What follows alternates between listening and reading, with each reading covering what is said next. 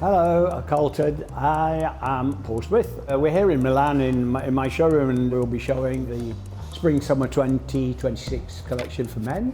It's a collection which we've never shown in Milan before. We've always shown in Paris. I've had many shows in Paris, also in Florence and Japan a few times, but never in Milan.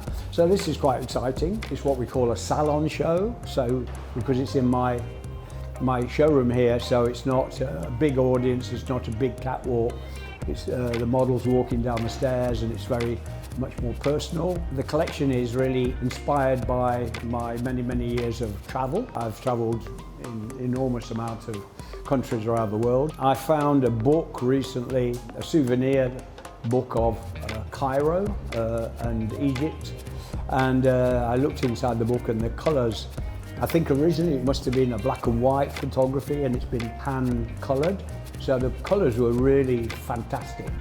And so I used that as a starting off point, which then meant that there were some very vivid colours in the collection, but also some very stable colours, dark brown, of course black, navy blue. My inspiration always comes from books, movies, holidays, observation. My father was an amateur photographer, so at the age of 11 he bought my first camera.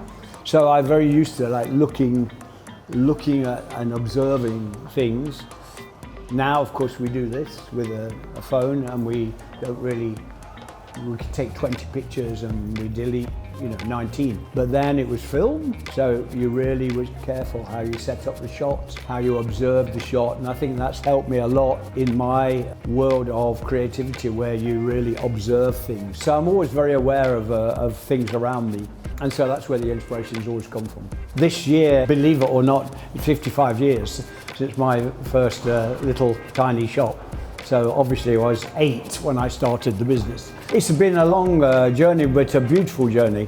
And Paul Smith is quite unique in the fact it's still an independent company.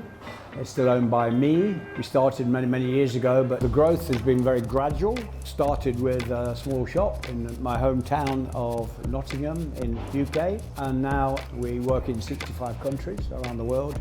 Well, I think the point about being a young creative now is, first of all, it's very competitive, because most art schools, fashion colleges, universities now, 40 years ago probably would have had 30 fashion students in a course. Now in Nottingham they have like 2,000 students. So there's a lot more competition. So you have to have a point of view. You've got to think, why should anybody employ me? What's my point? Understand how to construct things beautifully. You need to have a good knowledge about why somebody would employ you. Now it's not good enough just to be a designer. You have to be able to understand about social media, communication, and in the future AI. So it's a lot more complicated than it used to be. But definitely have a go. The main thing is, every day is a new beginning. So if you're having a day which is not so great today, then wake up the next morning and just go for it, because there's always an opportunity out there. But you've got to be alive. You've got to think left and right of the obvious. Key thing.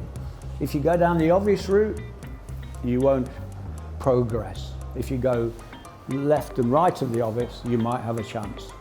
That's my advice. See ya, bye.